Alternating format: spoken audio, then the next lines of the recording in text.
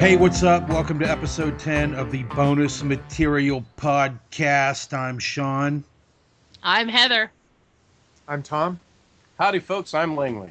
Hey! Okay, well, before we get into our subject, which tonight will be awesome American-made, for the most part at least, action films, kind of forgotten, maybe kind of underrated, I wanted to throw something at you guys. So I was reading earlier, we've been talking about it on and off for the past couple of episodes, the Suicide Squad movie. Well, somebody else has dropped out. Someone else has shown good sense, and now Jake Gyllenhaal is also gone. Really? Yeah. Yeah, I just saw that online. I'm surprised that he's not incredibly sought after his last film, which I love. Nightcrawler? Yep. Yeah, that was... I hear nothing but he good would be an things. amazing Joker. I agree, but He's Jared got that Leto's crazy still... mouth. Yeah, Jared Leto. I'm not a huge fan of that casting. Well, I'm hoping that him and that Jake Gyllenhaal and Tom Hardy, if you will, have dropped out because Jared Leto is supposedly one of the biggest assholes in Hollywood.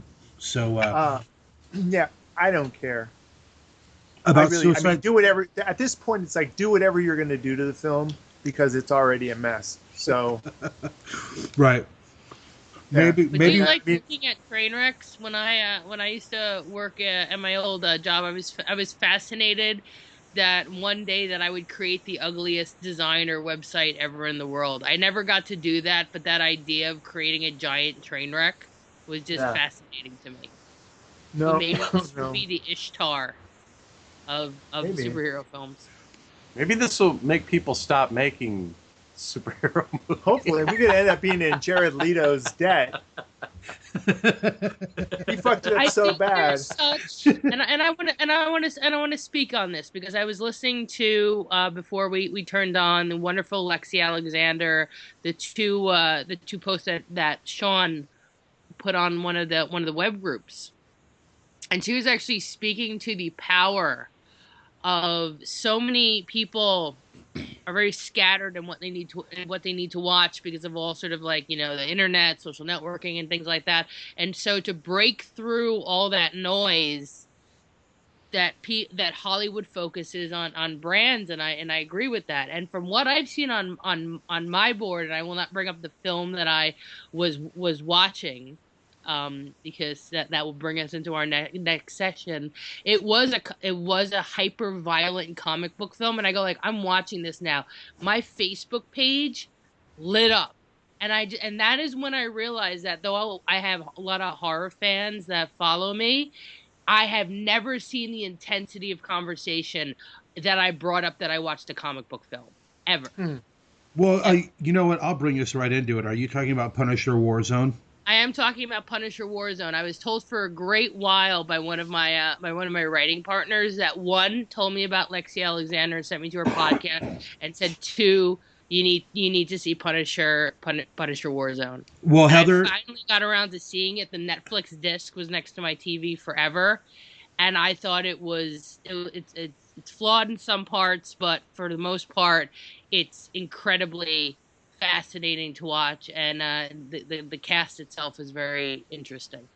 Well, I think that does bring us into tonight's subject, because that happening on your Facebook page is actually kind of what begat this episode, because then I said to myself, gosh, I haven't seen that since it came out, and now it's kind of snowballed for me over the last couple of days, because I watched Punisher Warzone last night to kind of remind myself about how great I thought that film was when it first came out in 2008. And then I looked up Lexi Alexander, and I had completely forgotten it was a female director, and now that's spiraled into a flash crush, basically. If anybody should be running Hollywood right now, it's her. And her direction in Punisher Warzone, I think it completely stacks up. Tom, I just watched John Wick on your hearty recommendation. You were right. I watched The Equalizer today, and I think Lexi's work in Punisher Warzone stands up with the best quote unquote male action directors I've ever seen. So go ahead. So let's launch I agree off. with all that, except for the she should be running Hollywood part. I think that's a little much, but yeah, it's a solid film. I think it's the best portrayal of the character on film yet. It is hyper violent. The violence is all, pretty sweet. And Was this the movie with John Travolta in it? No. Okay. Then I have no idea what the hell you're talking about. My favorite Punisher is Dirty Laundry. Yeah. I've seen both because, again, once I mentioned I was watching The Punisher, everyone had to join in. My talkbacks were like 98 comments deep, and one of them was Dirty Laundry. For me, Ray Stevenson was amazing as the Punisher. And I don't have a background. You folks might have a background on reading the Punisher comics. I don't. I just know so many of my friends walking around high school with that black T-shirt on and the skull in the middle, because he pretty much is what he is in the film. Because I went back to my comic book friends to ask a little about the Punisher, that he's a killing machine. Right. I've been into the Punisher since its first appearance. God, I wish I still had this. There was an old black and white large form magazine Marvel put out called Marvel Premiere, and I'm also old enough to remember all the Executioner books, which I've been recollecting, and I'm actually reading the fourth one right now called Miami Massacre. And the Punisher was kind of Marvel Comics' answer to the Executioner books, which there were. I mean, Tom, you probably know better than me because you like this stuff too. I mean, there were tons of them, like 73, 75, 80. So that they were like They were the like action equivalent of like Grindhouse sort of books, the pulpy books of the 30s and 40s. And right. That sounds fun. I've never heard of that. Oh, you'd love them, Heather. And a lot of that stuff, like Chandler, came out of that, oh. Yeah. Yeah, so you had the Executioner, and then the books featuring Remo Williams, the Destroyer. They were disposable men's novels, basically about 200 pages. So the Punisher was Marvel Comics' answer to these series that were really, really flying off the shelves back in the 70s. And I can remember when the Dolph Lundgren movie came out, and they didn't put a skull on the character because the producers said it was too comic booky. I liked the Thomas Jane one, but Langley, if you've not seen Punisher Warzone, dude, it is fuck. I mean, like, as it stands right now, it's my favorite comic book movie as well. I mean, after again, Ray's characterization, he just looks so much like the character, and is incredibly hot in that role. But he has the ability to play a very emotive parts, and then be completely badass and just blow people's heads off. Right. Am I incorrect in my assumption that I've basically seen the Punisher when I watched Death Wish? They are very, very similar. And actually, when I watched it, I went to my friends and I go, this feels so much like the comic book version of Death Wish. And that's it's like a paramilitary Death Wish, where he has access. It's not just like, hey, I bought this gun off a guy. It's like, here's my M60. The nice thing about Punisher War Journal is that the actor he's older and he brings a more gravitas to it. So, like, you look at that guy and you go, he's been around, Right. Thomas Jane is a good-looking guy, but he doesn't have a lot of hard miles on him, and you need that for that character. So, yeah. And there's an assault on a building that he does that's sweet as fuck, it's a great. It's one of those things that everyone sort of rolls their eyes at, but secretly really loves. And before we move on from this film too, another thing I was realizing, and Heather and I have been talking a lot about set design lately. It's along with Texas Chainsaw Massacre 2. I think it's got some of the most underrated art direction I've ever seen. There are these beautiful establishing shots of panoramic views of like a building or a street. There's a great introduction to the Punisher's lair that's right up there with the Batcave. It's fucking beautiful to look at, which is an amazing thing in a hyper-violent film. It adds a complete other level to it for me. It's something like Thom, you and I have been kind of going back and forth about the Raid films. I don't really like the first one. You don't really like the second one. And one thing that I think is lacking is they don't have the beauty that something like the Punisher Warzone does for me. as fucked up as that sounds. No, they're pretty to look at. I mean, the color palette. As I remember, Warzone is the villain in that. Is the dude that falls into the grinder or something? Right. All the glass. I think, to me, if I had to name one flaw from Warzone, it's his casting and his character. You'd make 100% flaw in Dick Tracy, but he does not have the depth and presence. And a lot of comic book films suffer from not having the right villain in it. Yeah, I just remember it being an incredible weak villain for such a strong leading character. Agreed. Yeah. And that was the flaw that I would give it. For me, it worked. Can I bring up another film that I secretly really like that's very much in the same sort of zip code? Jack Reacher with our buddy Tom Cruise. I've not seen Jack Reacher around yet.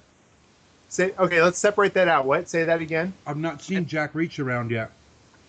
Oh, come on. I saw it, and I thought it was completely unwatchable. Though Werner Herzog's in that one, right? Yeah. He's great, and the only reason to watch that film.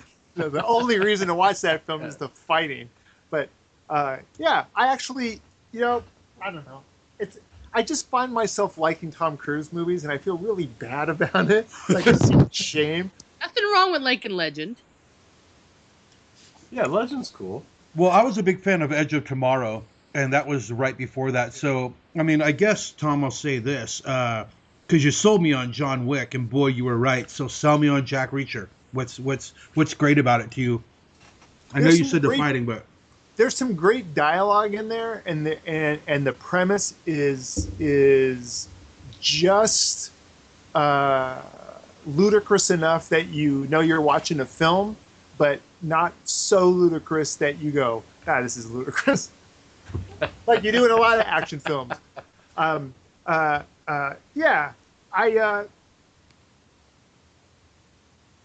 know what to say, but other than that, it was an enjoyable watch. Well, it's also going back to like the men's action novels. It's a character from, and I'm looking at the first book. I went and picked up the first book called The Killing Floor by Lee Child. It's a long-running character, right? Well, and it taps right into that male, I could be a badass. Yeah. That sort of id. That adolescent Darwinian bullshit. Yeah. Macho stuff that we all... that I love so much.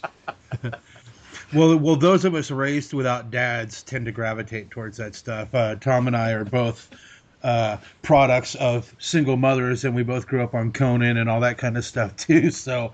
who knows what kind of weird psychological shit is going on there. Then again, maybe it's just fucking badass, but I will check out Jack Reacher. So who's got another movie they want to bring up in the Pantheon? This isn't a movie, but speaking of badass, something that doesn't get name-checked a lot when you talk about action, fighting, that type of stuff. The premiere episode of Longstreet, with James Franciscus and Bruce Lee. That is the one time that you see Bruce Lee actually playing himself. Wow. And basically giving you JKD lessons. And it's magic, man. I mean, like when that whole quote about, be like water, that comes from that episode, Sterling Silliphant, the screenplay for that episode. God, I totally remember that show too. Yeah, it was a great show, and he popped up a couple times in it. But that one is I think that the name of the episode, I think, is even called "Way of the Intercepting Fist," I believe. I was just going to say it. And it's amazing. It's great, and along with that, I'll say any of his early stuff, the Green Hornet, the fight scenes in the Green Hornet are so fast and so badass. You see fight scenes in the Green Hornet where he is giving dudes fingers to the throat, knife hands to the throat, and taking them out. And it's like throat, and then a kick to the groin. Boom, guy's down. Boom, moves on. People forget about it because, it was the Green Hornet. They equated it with Batman. Remember when they did that whole thing about how Robin and Kato were going to fight? Yeah, that was a Batman episode, I believe. And they brought the Green Hornet and Kato on as guest stars, and there was the whole, they were going to get put in that thing where they get made into human stamps, and Bruce Lee's like, fortunately I'm very flexible. It's like horrible. It was awful. Can you imagine how scared Burt Ward must have been? Oh, dude, he was actually. I heard Burt Ward on Kevin Smith's podcast, and he was like, I took some of this and some of that, and it was all choreographed, but it's like, all right, Burt, have a seat. Have a seat, Bat Boy. Go back to wrestling. Right. But yeah, I think that a lot of that stuff is overlooked because it was television and it was, of a certain type of television. And there's some real jewels there. I mean, if you're an action fan, in particular, if you're a fight fan, go back and find that stuff because it is amazing. Well, I think Green Hornet just got a fat new DVD release, just like the old Batman show did. Oh, sweet. Shouldn't be too hard to find. Next poll. Who's up next? I'm going to say that I adore Smokin' Aces.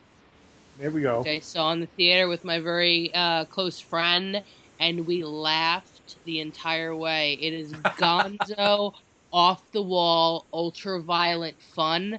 I'm a huge fan of myself of sort of the classic group kind of films like The Dirty Dozen and Kelly's Heroes. I watch them anytime they're on the TV. So sort of the ensemble cast of all stars, and you get that while watching Smoking Aces. You have Alex Rocco in it, Ray Liotta, Ryan Reynolds.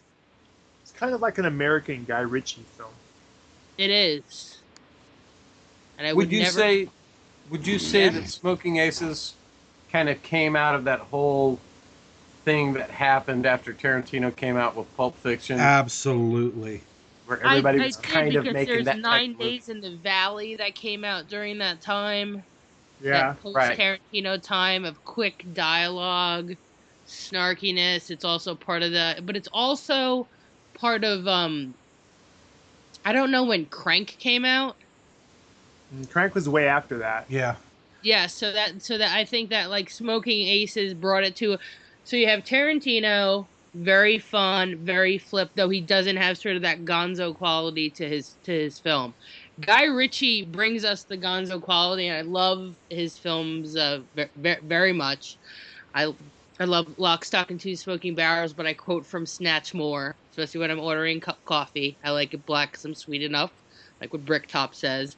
And then out of that world came stuff like Smoking Aces, and then further on, the Crank movies, which I'm not able to watch because I do not have the attention span of a gnat, and it gives me a stroke. And you got to throw in the Troy Duffy movies in there too. Not Saints and but you got to mix them in there. The Boondown Saints. I remember when Smoking Aces. Because the guy who made Smokin' Aces, Joe Carnahan, was from across the bridge when I lived in a small upper northern California refinery town called Martinez, and he was over from Vallejo. The newspaper did a piece on him, and Smokin' Aces is, no matter, I haven't seen it, but it was absolutely made because he was in that whole kind of new Tarantino worship zone. Well, Heather, what did you think of Smoking Aces 2? I haven't seen the sequel. Okay. I didn't even know there was one. What do you think of Stroker Ace? Speaking of movies with Ace in the title. Well, that's a classic. That's what I thought you were talking about at Of first chest too. hair. I was like, is that Kenny Who's Rogers or Burt Reynolds? Does that count as an action film? Does the No. Smokey and Bandit movies count as action films? No, but you know what Burt Reynolds movie does count as kind of a lost action film, and it was one of my favorites when I was about 12. Fucking Sharky's Machine, dude. Fucking A, man. Sharky's Machine has an amazing scene where Danny DeSanto gets to cut off fucking Burt Reynolds' fingers with a fucking butterfly knife. It's badass, and I really felt bad whenever he got shot with that harpoon. Yeah, that's. I think it's from a book again by yet another hard crime book for men by William Deal. But yeah, you got Brian Keith, you got Bernie Casey, you've got fucking Henry Silva as the fucking maniac on the loose. I Guy is always the maniac. Henry Silva. I want to see the love story with Henry Silva as like the lead. He could be Benny or get his dad. There's kind of a movie like that, but then he's still crazy, but he's still the romantic lead. I think it's called like Confessions of a Hooker or something like that. A great Italian I'm film. sure it is. With Barbara Boucher, which Some is people are just born into a certain role. We like Brian James. But I'd also like to see, rest his heart. He would have been great as a romantic lead. who? Brian James, also born into every role that he ever had. I'm fascinated with character actors that have a certain face that go like, I wanna play that role. Well, like William Sanderson is like that, but I would also cast them against type. I would cast Michael Berryman against type. Michael Berryman would cast Michael Berryman against type. For anybody who doesn't know who Brian James is, he's the guy who shoots the. Let me tell you about my mother. He's in Blair. Yeah, I met him at a FangoCon one year, and he was super, super nice. You know my favorite Brian James role? The security guard in Kiss Meets the Phantom of the Park, but that's just me. Yeah, but if you like that, that's because you like that movie so much. I really don't. I didn't even like it when it debuted in 1978. Oh, I love him in his debut, Southern Comfort. Oh, Jesus. Yeah, Southern Comfort's a great film. That's another one, Heather. It is. Do you think that it's sort of lost that people don't know about? I mean, I'm a huge Walter Hill fan. Yeah, I think a lot of people don't know about Southern Comfort, and they should. We'll break it down a little bit, Tom. I mean, it's like a war movie set in like a backwoods environment. It's a war movie.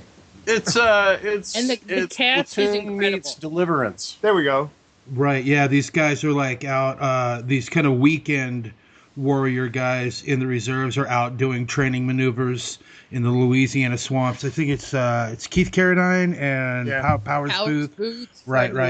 That's great. Coyote. And one of them decides to shoot on the Hicks in the swamp with blanks, and it's like a case of kind of mistaken, not identity, but they think that they're being attacked, and then the revenuers are shooting at us, Pa. Yeah, that's what it is. And they really go to, I think, because it takes place in a real southern swamp area. They actually shoot towards the end of the film a lot of locals, and there's Zydegoat Festival, and there's a lot of that southern grotesque in it that something like a little bit more Hollywood like Deliverance doesn't really have. Just sort of at the beginning, right? You get some faces towards the end, right? And then go ahead. I was going to say, we keep, we're at least in reference to this one, we keep bringing up Deliverance, and we were talking about Burt Reynolds earlier. There are some, not a lot, but a little bit. There's some stunt work in Deliverance with Burt Reynolds, who started out as a stuntman. That is pretty damn impressive. I'll still go back to that movie, and I watched the canoe flip over. It's pretty badass. I've always been a fan of the small stunt, right? Right. So not like the big stunt where the giant truck rolls over and that type of thing. I like the stunt where I see the guy, obviously in mortal danger, whether it's Jackie Chan falling off of a building and landing on the I was going ground. to say that's Jackie Chan's stock and trade. Right, exactly. Or if it's the guy getting flipped off, in The Road Warrior, and he's like going flying through the air. That was an incredible stunt. Chuck Norris jumping through the windshield of a car. One of my favorite stunts like that is when there's a guy in Blade 2 in the bar scene. Right. He gets bit by one of the Reapers, and the Reapers throws him over the bar and through some glass that separates a room. And watch that, because that dude almost dies. Yeah. Because it's crazy. It's like he's spinning on the wrong axis as he's flying through the air. Yeah, it's crazy. See, now all that stuff is done with CGI.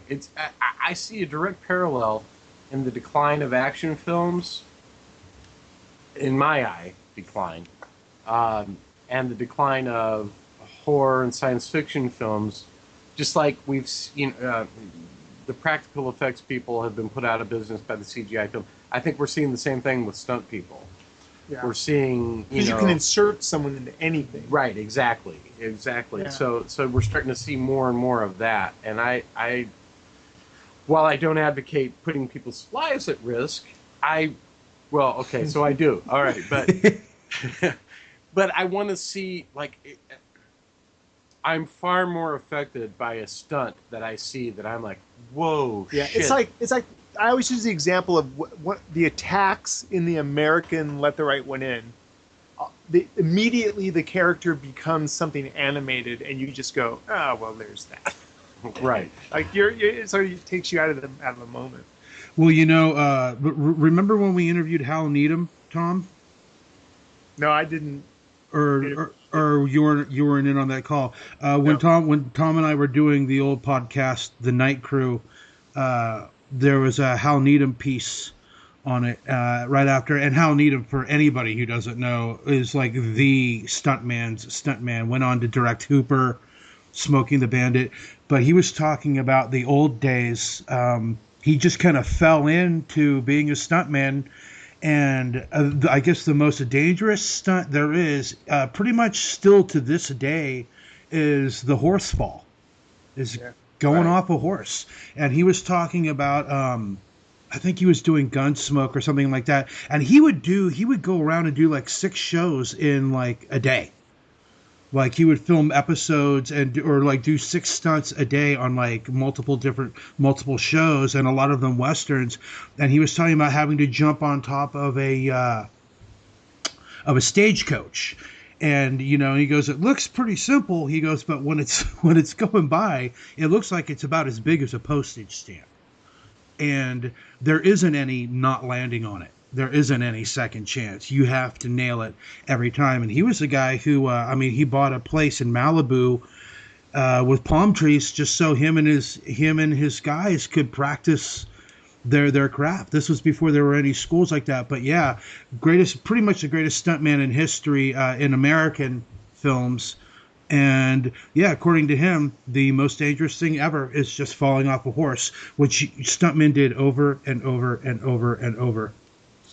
Oh, I like the old stuntman stories when James Cagney was in films, and how they would use live rounds during gunfights. What? Yes, in the old school days, not at each other, but sort of like breaking the glass on the other end. I remember watching that on Turner Movie Classics, and how a lot of the smart actors would never be in those scenes when they were doing that. Like live round. What could go wrong? You see that in a film that's not quite an action film, but it's from contemporary times. If you watch Come and See, and the young boy who's trying to get away from the Nazis is on a hill next to I believe it's like a dead horse or a dead cow. The rounds going over him are real rounds, because there's no VFX in those films, and you can tell. And he mentions it in a lot of articles that they were actually shooting live rounds above him on that scene.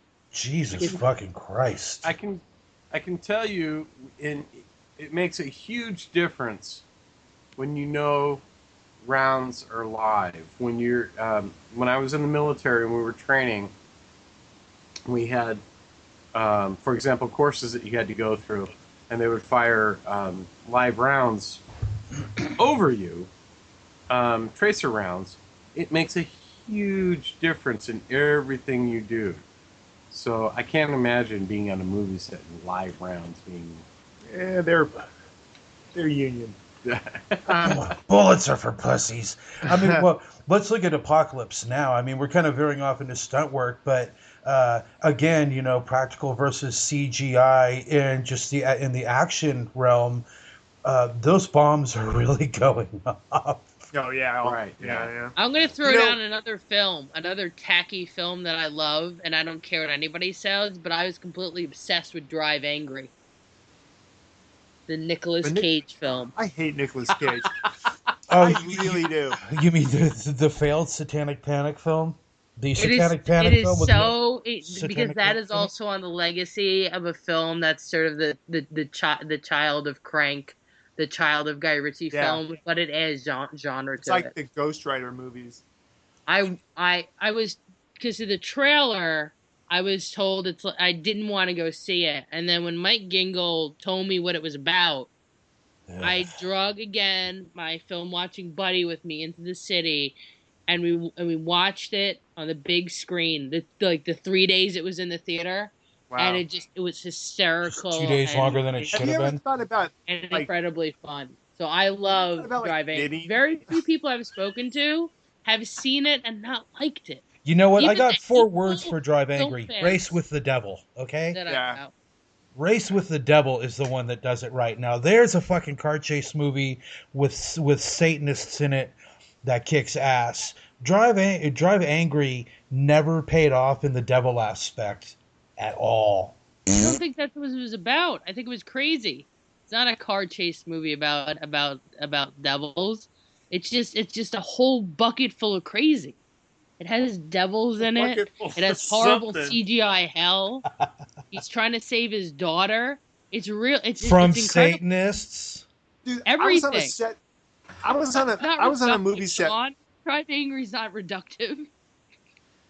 I was on a movie set where some dude was trying to explain to me how Ghost Rider 2 was going to be the greatest action film of all time. I remember that bullshit. They're Those all guys, they were like, Was his name Chris Alexander? No. Dude, everybody was like, oh, the way they're shooting the stunts and everything in this movie, it's going to be amazing. It's going to be unlike anything we've ever seen. Yeah. I was like, dude, it's I have Ghost seen Rider something like 2. this, and it's on my lawn. Hey, you know what? I'm going to name drop another movie and say Dogs of War with Christopher Walken. Fuck yes. Yes. Preach on. Great movie. No one ever talks about that, but Jesus, it's so good. And I think that was his follow-up to Deer Hunter as well. Yeah. So that's kind of the Christopher Walken fucked up war duology. Who fucking made that? I'm going to look that up. So The director was a guy named John Irvin. I'm very excited to hope that at some point, though I won't bring the films up in this podcast, that we do nom-sploitation or vet-sploitation, which is two of my favorite, or war-sploitation, what I like to call it in general. That's the term that I bring them all in. Oh well, Would apparently love to talk about them. Apparently, John Irvin had a thing for war pictures because he also did Hamburger Hill and When Trumpets Fade, which are both really, really good. And he did Raw Deal there you go. well. So yeah. Can we talk about Wild Geese? Talk about Wild Geese. Yeah. Great well, that movie. is Wild Geese. I remember reading about in my fan of the movie guide, because for some reason that I was a huge fan of Vietnam films growing up. But I'm a bit just the action sequences, the cast. I have it on Blu-ray. But yeah, Burton, Moore, Harris. Great stuff. Full disclosure, I've never seen it. It's great. I've seen Wild Geese 2 with Scott Glenn. I have not seen Not Wild the same. Geese 2. So what's Wild Geese about, Heather? Basically, sell me on it. Sell you on it. It's a bunch of British soldiers in Africa fighting fighting the war, and again having like if you the stuff that I love and I think is overmissed is either gonzo action cinema or again ensemble cast war film. Unless it's Asian. Unless Unless I love it's kung myself fu in movies. Asian Right. films, but I actually keep the Asian action films that I like are the hyper violent tartan Yeah. Do you exploitation like? level, but I think they're all really well known, like the Vengeance series and Yeah, Old yeah, that's a Boy. whole nother thing. Like Johnny To Yes, films exactly. That's different. Yeah, and those are Ringo Lamb films. They're Right. all in that's there. the kind of violence and action that I like to watch, but I also think it comes out of the roots that I'm a horror fan. Yeah. Something that would fit into the this podcast if it wasn't for the fact that it's Asian and most people don't see it anyways is Eastern Condors. Oh yeah, that's a good one. I do Eastern not know Condors. that. Chan movie? No. Sammo Hung. The Sammo Hung. Oh, Yeah. Sammo Hung. Yeah. Holy shit, man, that has some cool shit in it. Well, we can digress a little bit into that. I mean, so go ahead and just kind of break Eastern Condors down a little bit, because you're right. It's basically the Dirty Dozen, but it's this nuclear warhead has been is known to be within what is it, Cambodian, behind the Cambodian border. Anyway, it's somewhere where America can't get to it. So they want to take these criminals and send them basically on a suicide mission to go find it and dismantle it or render it inoperable. And Sammo Hung and Yun Biao are the two main stars that are in it, and as well as Yun Hua. Yun Hua is perennially used as a villain in these movies, and he is again in this movie, and he plays this kind of effeminate. He was in Return of the Dragon. He was also in Enter the Dragon. He's actually, when Bruce Lee does the cartwheels and the flips over the Buddhists holding their hands, that's Yun Hua. He's one of the. They were called the Lucky Seven, and it was 7 kids out of the Peking Opera School. Oh, you know what? I have seen that actually. I was just looking at it on IMDb. Just saying, like, Yun Biao, man, we've talked about it off podcast, but Yun Biao never gets the love that he deserves. No doubt, man, because that guy is fucking amazing. Whether it's gymnastics, whether it's stunts, whether it's fight scenes, that guy can do it all. He lacks the charisma of, like, a leading man, but he is amazing in all the shit that he does. He there's this movie called The Iceman Cometh where he fights Yun Hua, and it's holy shit, it is amazing. If you haven't seen that, check it out. I was going to bring up something that as far as like kind of a lost American action movie, and it's called The Golden Needles. Oh yeah, and it stars Really? Joe Don Baker. Joe Don Baker. Yeah, if you're a fan of Joe Don Baker and or Enter the Dragon, Mm-hmm. you need to watch this movie because it basically takes Joe Don Baker and Enter the Dragon and puts them together. It's like Enter the Joe Don Baker. Yeah. It's pretty cool. You should check it out. It's called The Golden Needles. It involves some intrigue around this, what do you call it? An acupuncture doll, I guess? Yeah? Sure. Anyone? Anyway. Not seen it. But it's basically an action film. It's made by the same people who made Enter the Dragon. You see a lot of the same character actors pop in it. Well, Jim Kelly's in it too. I mean, Yeah, dude, it's Right. it's a great movie. Check it out. It's called The Golden Needle. And What is Joe Don Baker's role in that film? He's the protagonist. He's the main guy. and it's got Burgess Meredith too, which is always a good thing.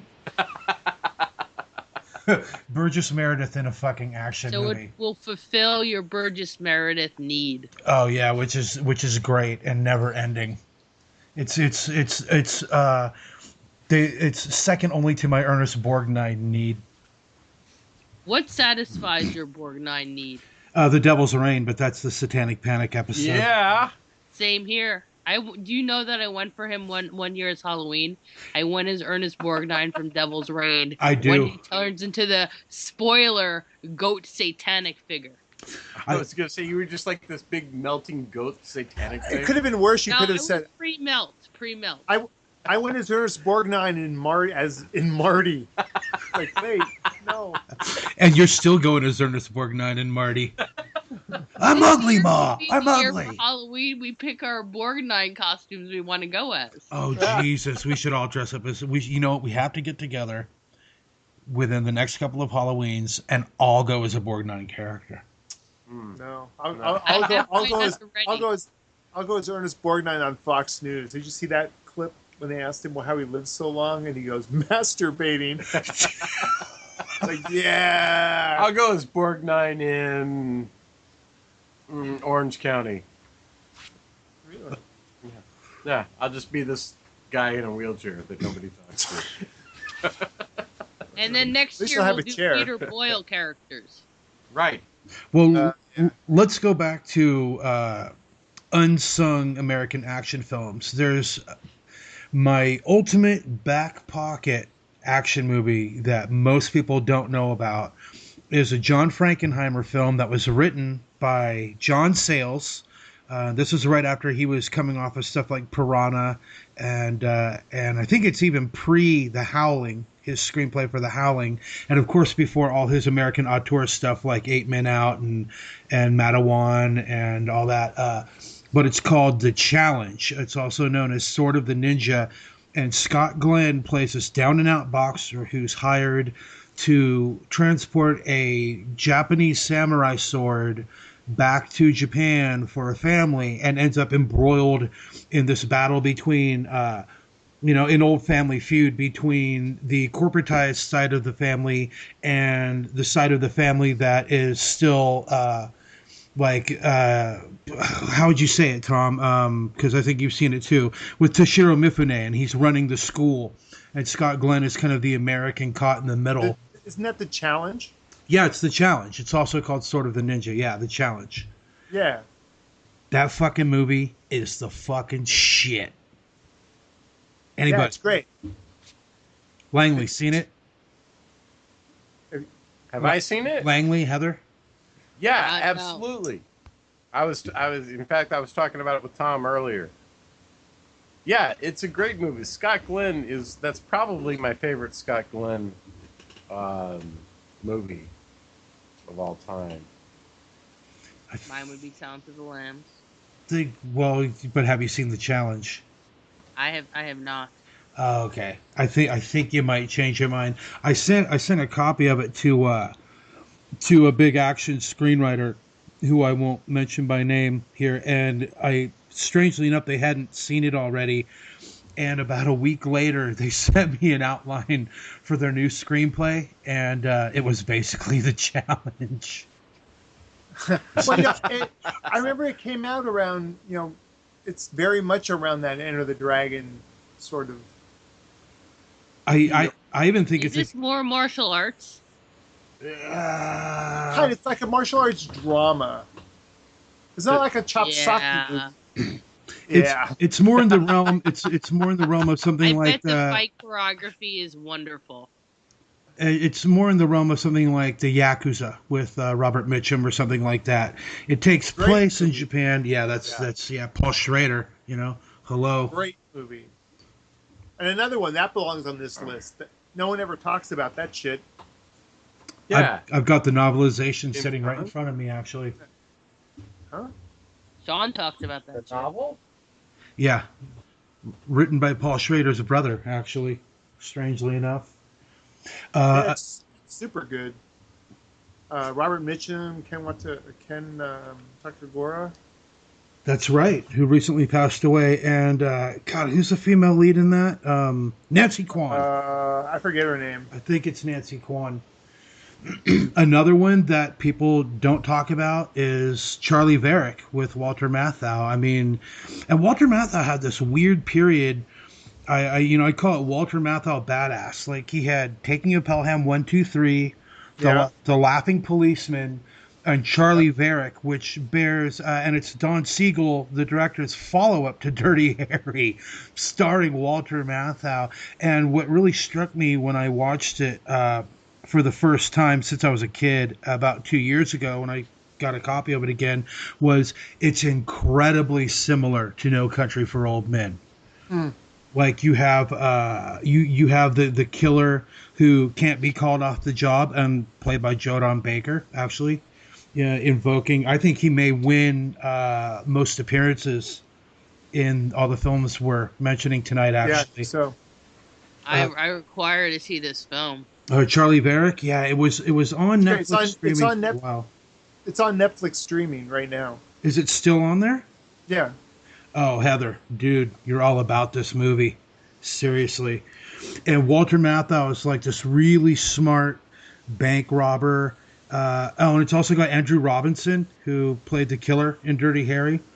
He's like one of the partners who fucking is the fuck up and ends up being killed by Jodan Baker. Sherry North. And then as you watch it, it's also got a bunch of quotes in it that Tarantino ripped off for Pulp Fiction and doesn't talk about again. And there's my every episode jab at Quentin Tarantino. Wow. What do you mean? Nothing. I'm gonna throw another name out there, and this is the name that you're gonna have to probably hunt up. I don't know if anybody's seen it other than me, but it's a movie called The Nest from 2002. Anybody?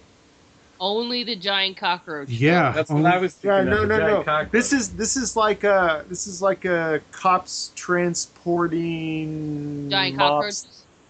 mobster, and they get set upon by the mobster's buddies trying to free him, and they end up in a warehouse and have to defend it. It's very Assault on Precinct 13. But it's super good, and it's one of those films that every time I bring it up, I get blank stares like I'm getting now. Is it foreign? I think it's American made, but it might be in French.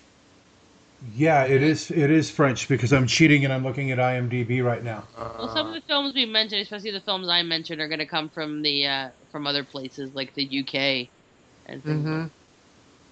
But The Nest is really good.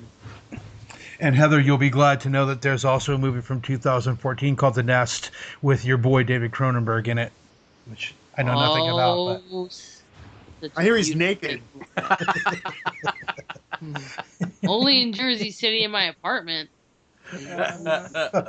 Heather is the one person who wants a Cosmo Burt Reynolds style centerfold of the Cron. I don't know why Warzone can't give this to me. Could you imagine? I just want to imagine David Cronenberg like in that same Burt Reynolds pose with male nylons on and shit. It would Somebody be awesome. call Chris Alexander and get him on that shit. Now that's like a fold out that I would buy an issue of. Do you remember Femme Fatale magazine? Yeah. I used to collect it. Yeah. Yeah. All right. So when I went and saw, or it's like it's like a catalog of like a VD patient an outpatient for a VD clinic. all right, go ahead. When I went and saw Good Guys Wear Black in the theater, it was a double feature, and it was paired with a movie called Bloody Knuckles, or I'm sorry, Bare Knuckles. Bare Knuckles was totally forgettable, except that I remember, I don't know who played in it, I don't know what it was about, but it was from the beginning, but it was from beginning to the end, non-stop, kick-ass. There were car stunts, there were chase scenes, there were guys chasing each other across rooftops, and they just beat the shit out of each other for like 2 hours. It was great. And that's entertainment. Hey, Yeah, for me, it was. And If you want to see something kind of obscure and full of kick-ass, check out Bare Knuckles, 1977. Well, What kind of kick-ass does this film offer? I'm sorry? The Kind IM, of kick- I was Who going to wants tell to go you. first? I was going to tell you what kind of kick-ass it offers. Go for it. The IMDb blurb puts it most simply: it's a bounty hunter in Los Angeles sets out to track down and stop a masked serial killer who murders women by using kung fu movies. Right. So it's your fade to black. That's great. It was great. It was Totally. Great. It was okay. It was horribly awful, but I want to. I'm going to bring up one of my horribly awful. That's favorites. going on the list, though. And that will always be. I mean, the ultimate action film, in my point of view, will always be Die Hard. But my favorite insane action film is my non-ironic love of Con Air, of which I saw first when it came out in the theater projected, and then IFC Center in New York City had a Nicolas Cage film fest of which they played it on 35 millimeter again. I believe that will be the last time on this earth Con Air is ever played on 35 millimeter. Heather, go ahead. That is my room in hell. Nothing but Nicolas Cage films. Oh, God. One man's hell is another man's heaven. Back to Chris Alexander. Again, it's a film that has a great cast. It has Ving Rhames and John Malkovich, Steve Buscemi playing an awesome serial killer who talks about wearing a woman's head for a hat while he's driving around. Danny Trejo is in it. MC Gainey, John Cusack. It's a great, insane cast. Producers, I believe, it was Bruckheimer. Yeah, so it was. That's your pre. That's like as it's been said before. That's Michael Bay's grandfather. That's where that all stemmed from. Well, I mean, trying to stop a plane. The Rock and Con Air were kind of Bruckheimer's big 1-2 punch. You'll be surprised to know, Heather, that when Con Air came out, I probably saw that 7 times in the theater, only because I had nothing better to do. Though it was my stoner summer. Learn anything from watching it 7 times? Because I don't believe I've watched it 7 times. To not watch it an 8th. Okay, never again.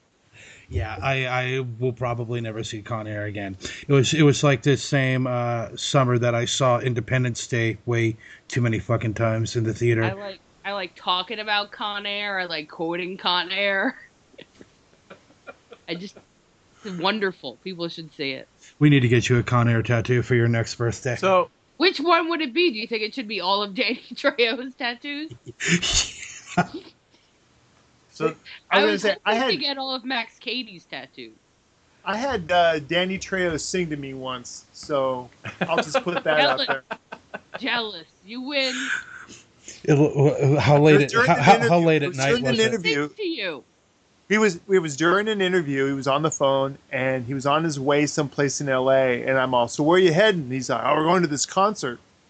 I'm all, who you seeing? And he said, Baby Bash. And I'm all, I don't know. It's all clicks and whistles to me.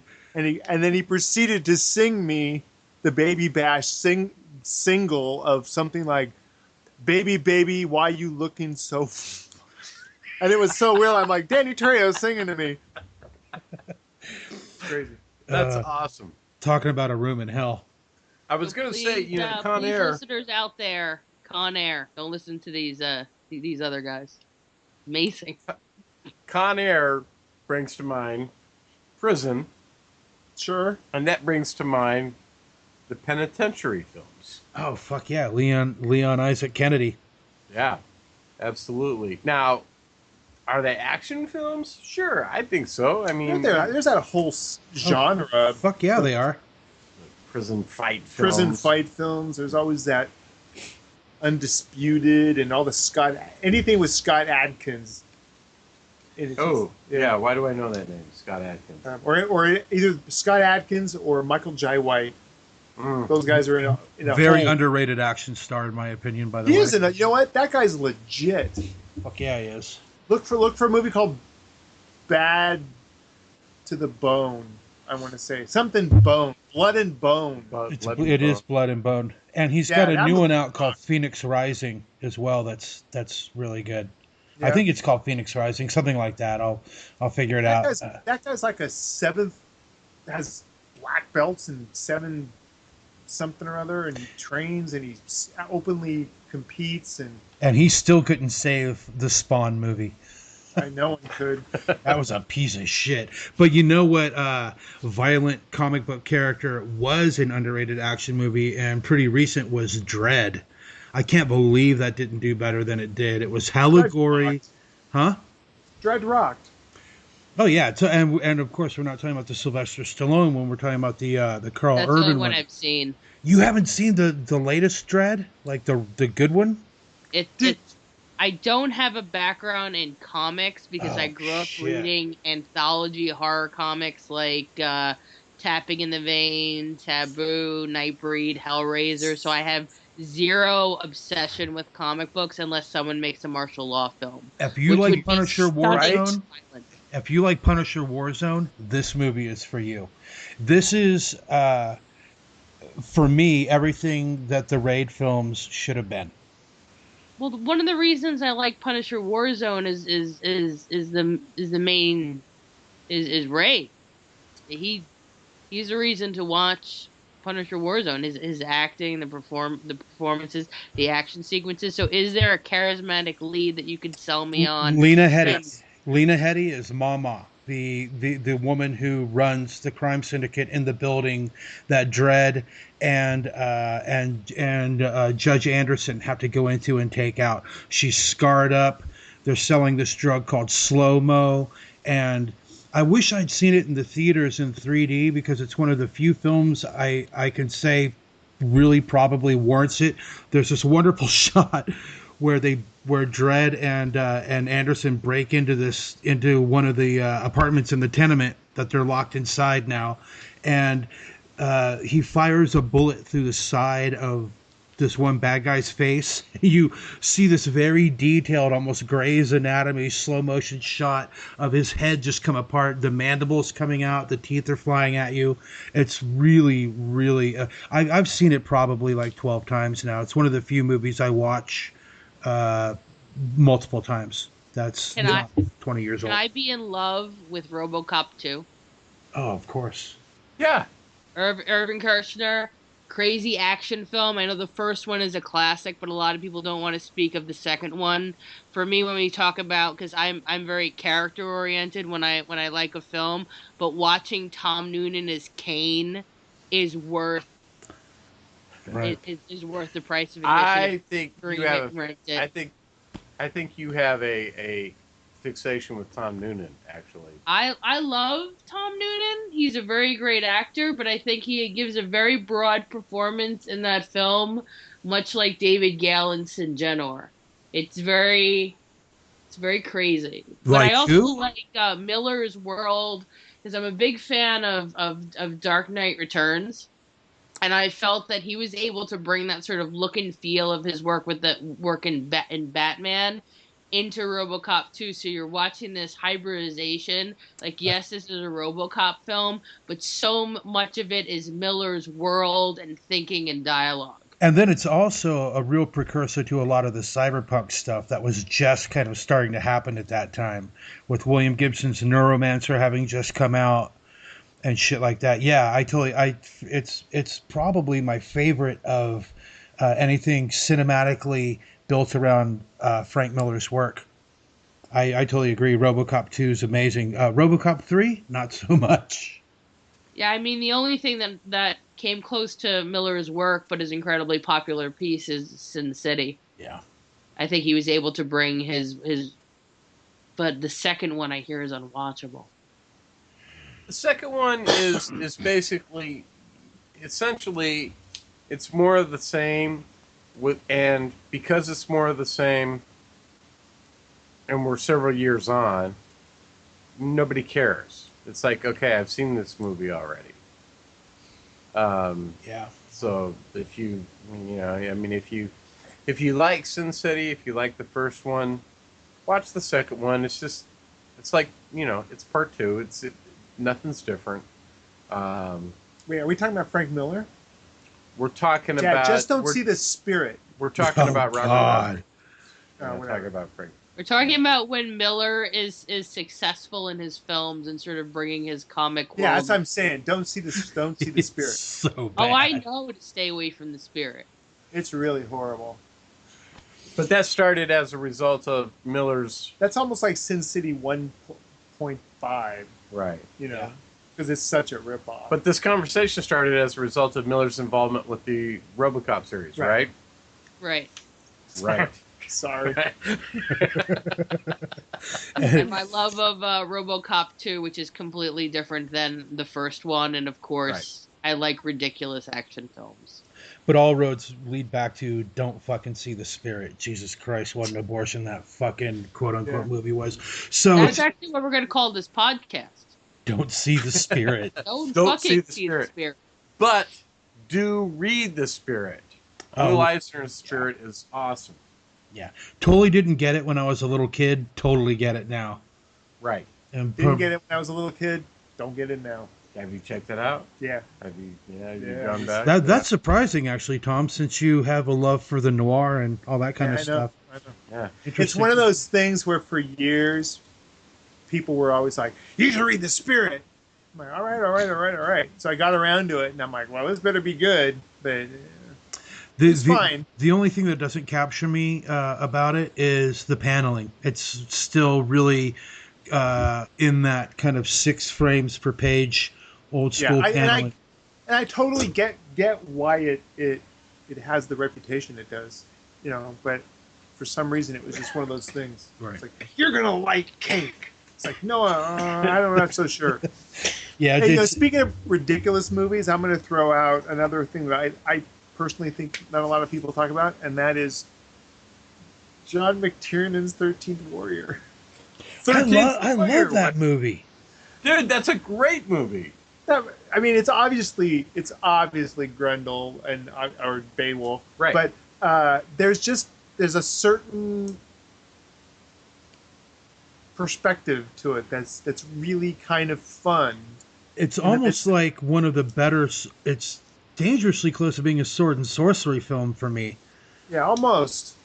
I just really liked the supporting cast in it. It was like you never once like questioned who they were and what they were. I never once said, "Oh, this is an actor." It's like, "Oh, yeah, they got Vikings. That's cool." And I really like the transition of how they learn each other's language. It's not just one day where we all speak the common language. I was just going to say that, yeah. Done over time. And really Banderas is sitting around the campfire and he suddenly starts understanding what they're saying. Kind of like when I used to hang out at a Mexican restaurant and I started realizing they were talking shit about me.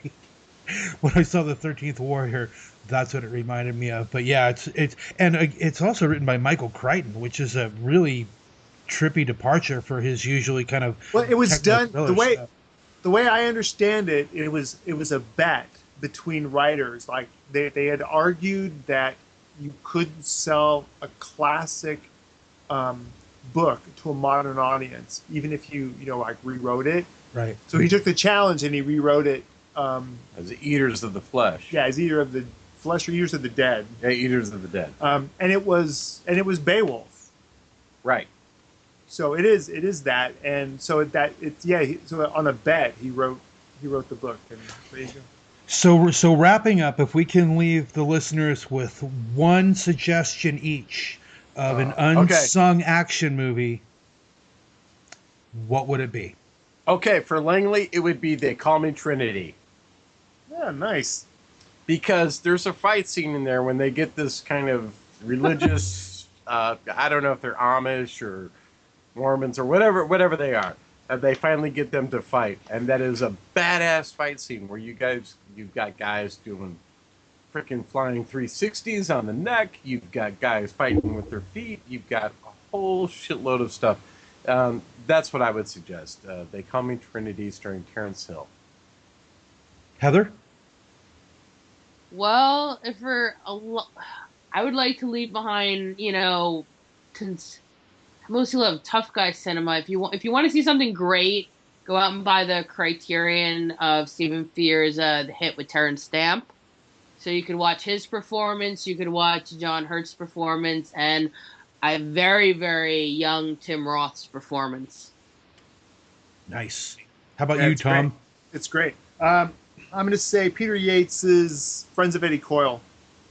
Just a good sort of late 70s kind of, or actually early 70s crime thriller. A guy's out of prison, he's dealing guns, trying to make it up. Film. Yeah, it's so good. And the director, Peter Yates. Right? What's that? I would watch it with The Hit. Double feature. Yeah, that would be a great double bill. Friends of Eddie Coyle.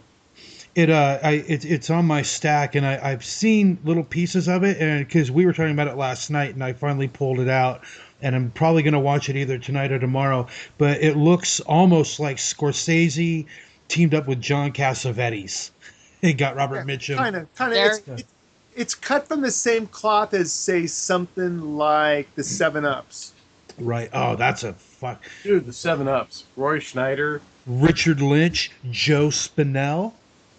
Oh, my Spinell. A ding. I think mine, I'm going to leave people with The Iger Sanction with Clint Eastwood and my boy George Kennedy from the book by Trevannion. It's part mountain climbing adventure. It's part dueling hitmen. And it's got the greatest Bond villain that was never in a Bond film ever. The Iger Sanction. And it's also kind of known as one of Eastwood's lesser films, but I totally disagree. Yeah, it was at that same time he was doing things like Thunderbolt and Lightfoot. Right. That's another great movie. Which is a great movie. Another one, man. That's a Sean, I went all classy, but I really wanted to say Ricochet. Just to be honest. Just because you're obsessed with Ice-T.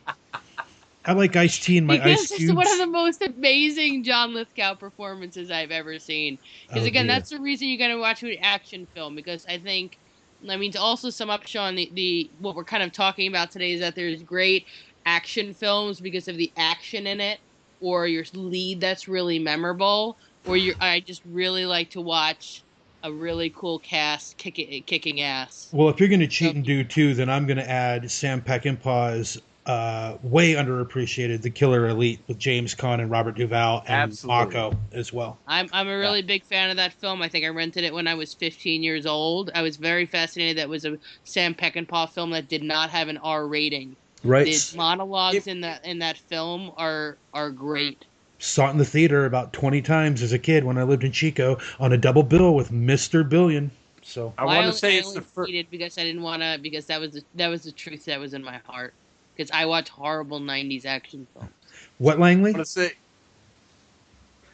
I want to say that's I believe the only film appearance of Tat Kubota, and that it is probably the first time that we saw ninjutsu. Or did we see it on American screens? I want to take. Can I have 30 seconds? Absolutely. Okay, I'm going to take 30 seconds out to address something that came from an earlier podcast. And I was talking about how I really hated remakes and how things keep getting recycled. Nobody has original ideas. And somebody brought up the Magnificent Seven, being taken from Seven Samurai. And I want to say, I wish I had thought of this that night, but that's not the same thing. The Magnificent Seven is not a remake of the Seven Samurai. It is taking the Seven Samurai story and putting it in a different dress, basically. If it was a remake, then it would have been a samurai movie. And I just wanted to address that. Okay, go ahead. Which samurai movies are basically westerns anyway, right? I mean... Yeah. Well, yeah, the samurai movies are westerns, vice versa. Exactly. All right. I'm gonna say my last movie, and it's kind of dopey, and everyone always shits on it, but that's Rob Bowman's Reign of Fire. It showed Matthew McConaughey in that movie so deserves his own movie. Like he could have done that at that point in his career. He could have done that and gone off in an action hero direction and really done well. The same way that I'll say that my other big controversial one, Matt LeBlanc in Lost in Space, could have gone on to be an action hero had he just played his career right. Wow. Well, Watch Lost in Space. I have. Up until the time. Listen, watch up until the time that they land on the ice planet. Up until that moment, his character is a badass. Why don't you watch it up until that time? I'm telling you. He's such a badass, and he's so in control, and he could have easily done an action film. Easily. I will agree with Rain and Fire, and it also co-stars Christian Bale and Gerard Butler as Bale's best friend. And for anybody who doesn't know, it's kind of a post-apocalyptic future. Dragons have woken up again. Bale is leading one of the last enclaves of humans. They're surviving in a castle, and McConaughey is a American military leader who shows up to slay the dragons with Bale. Can you imagine if that came out now, though, with as big as Christian Bale is and as big as Matthew McConaughey is? They should almost do like a re-release campaign for that film. But I agree. I don't understand why people don't like it. People don't like to have fun, Sean. I know. Langley wants to mention one last movie because we've touched on Beowulf and we've talked about Christian Bale, and we've talked about Gerard Butler. Christian Bale has nothing to do with this, by the way. And that is Beowulf and Grendel. Not seen it. Beowulf and Grendel... Is that the Christopher Lambert thing? No. Beowulf and Grendel is a movie that stars Gerard Butler as Beowulf. It does a really good job of accurately portraying Nordic and Celtic society at that time. They filmed it in Iceland. They're on Icelandic ponies.